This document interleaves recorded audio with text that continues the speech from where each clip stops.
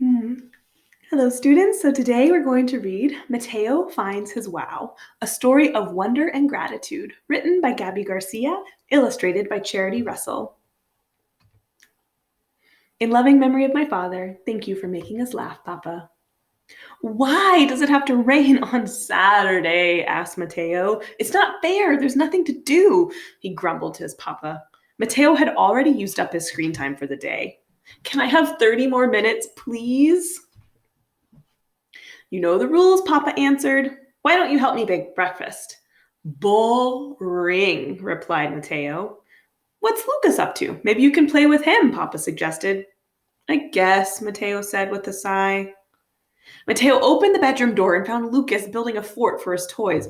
Ugh! Lucas is messing up with all of my stuff, Mateo yelled as he yanked his dinosaur and baseball glove from Lucas's pile and returned them to his side of the room. Why do we even have to share a room? He asked myself. None of my friends have to. Mateo stomped into the hall and saw Mama tuning her guitar. Mama, he whined, can I? Don't even ask. You'll find something to do. Mateo grabbed a notebook from his backpack and plopped onto a chair. No, I won't, he shot back as he clenched a pencil and scrawled out a list of all the things he couldn't do. Couldn't go swimming, couldn't travel, couldn't ride his bike, couldn't go to the park, couldn't climb trees, couldn't play baseball. Mateo sat and he sulked. He huffed and he puffed loudly. His brain felt stuck. Mateo looked up from his list, and the window in front of him had completely fogged up.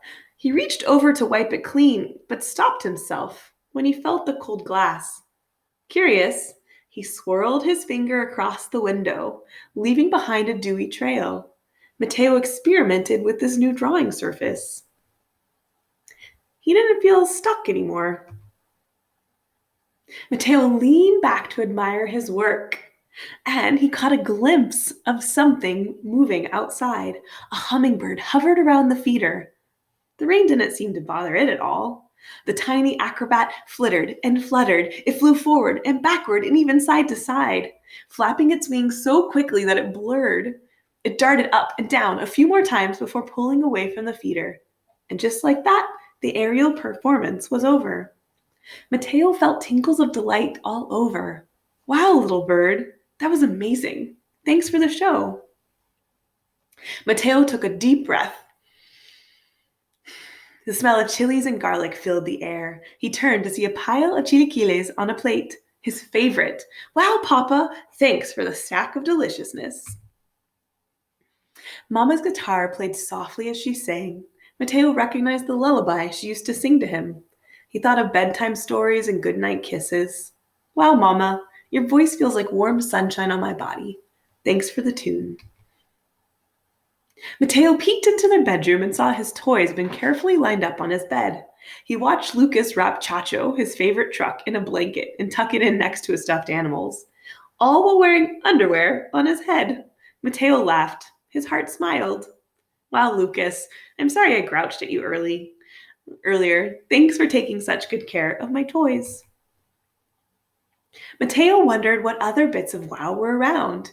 He could go looking for them on purpose. Mateo picked up his notebook and turned the page. He had something else to write. Thank you, Rain. Wow, there's wonder all around. Pay attention on purpose. What catches your eye? Zoom in and be curious. Be amazed. Thanks. Think about what's your favorite thing to do indoors? What music have you enjoyed lately? What's one good thing about the weather today? What family member, friend, or pet are you thankful for? Why? What's something kind or helpful someone has done for you? And what's the most beautiful thing you've seen recently? Basically, what makes your heart smile?